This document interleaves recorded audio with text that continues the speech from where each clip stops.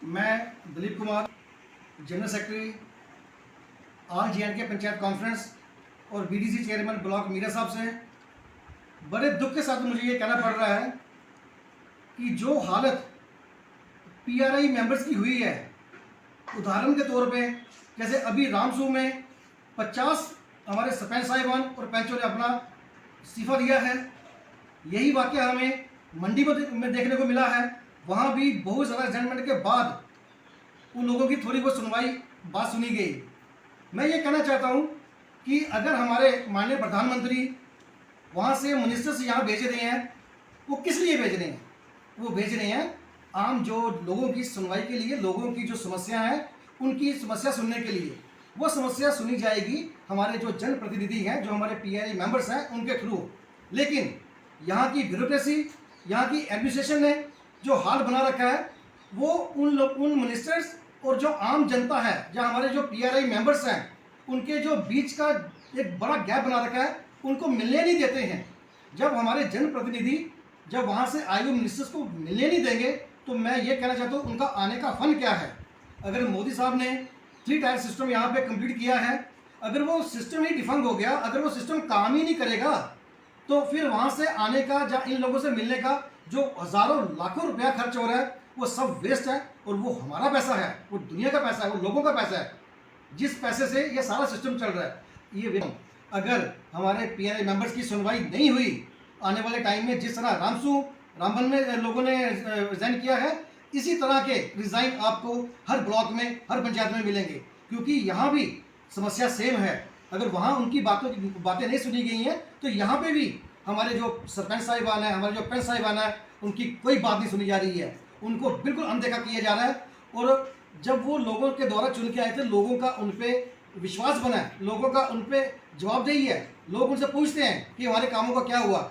वो क्या करेंगे जब उनको कामों के बारे में कुछ सुना ही नहीं जाएगा, उनको आगे आके उनकी बात नहीं सुनी जाएगी, तो वो लोगों की समस्या हल क्या करेंगे।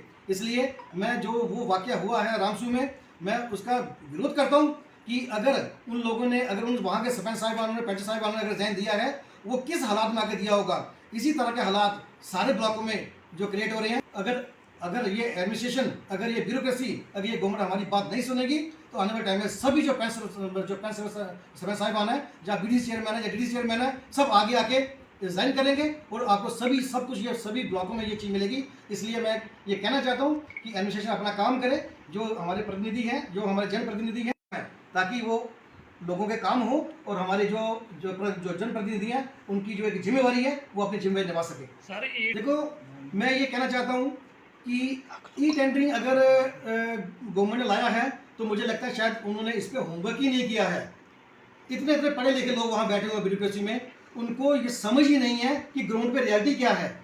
ग्राउंड की रियलिटी ये है, अगर अभी ये कहते हैं कि ठीक है जी 1 लाख का टेंडर भी जो होगा वो किसी पंचायत से या किसी ब्लॉक से लेंगे, लेकिन वो टेंडर डालने वाला आम आदमी उसके साथ फिर वो जीएसटी देगा अपना। आपको पता है जब जीएसटी लगेगा, जब जीएसटी वो अपना बनाएगा, उस पर हर महीने उसको उसके चार्जेस देने पड़ेंगे। 1 लाख का काम लेगा, 2 साल तक उसको चार्जेस देने पड़ेंगे। वो कहाँ से सक्सेसफुल होगा। इस तरह की कई बातें हैं। ई टेंडरिंग एक सिस्टम बिल्कुल फेल सिस्टम है। जैसे पहले सिस्टम चलता था, हमारे सरपंच साहिबान काम करवाते थे और लोगों को भी भरोसा होता था उनके कामों पे। उसी सिस्टम को बहाल किया जाए ताकि हमारी पंचायतों में जैसे पहले काम होता था वैसे काम हो। जब से ई टेंडरिंग है, अगर एक काम 10 लाख है, वो कोई भी आदमी, कोई भी किसी भी, अगर काम आरसपुरा में है, तो कई जम्मू का आदमी आके वहाँ वो काम डालता है 6 लाख में। 6 लाख में वो काम हो पाएगा? ये एक कॉमन सी सेंस है कि वो काम 6 लाख में ना वो काम होगा, ना उसकी क्वालिटी आएगी, ना वो काम पूरा होगा। तो फिर गवर्नमेंट इस तरह काम क्यों लाती है जो काम वाइबल ही नहीं है।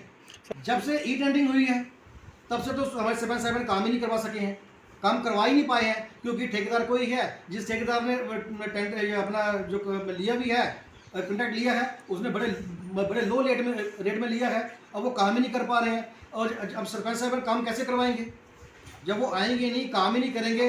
अगर काम जो है वो उस पैसे में होगा ही नहीं, तो ये एक बहुत बड़ी समस्या है। हमारे सरपंच साहिबान, पंच साहिबान बिल्कुल डिफंग हो गए हैं, कोई काम नहीं करवा पा रहे हैं। सुनवाई, अगर मैं ये बात कहना चाहता हूँ एज ए जनरल सेक्रेटरी होने के नाते, अगर पंचों सरपंचों की सुनवाई नहीं होगी, तो हर ब्लॉक में आने वाले समय में सब लोग रिजाइन देंगे।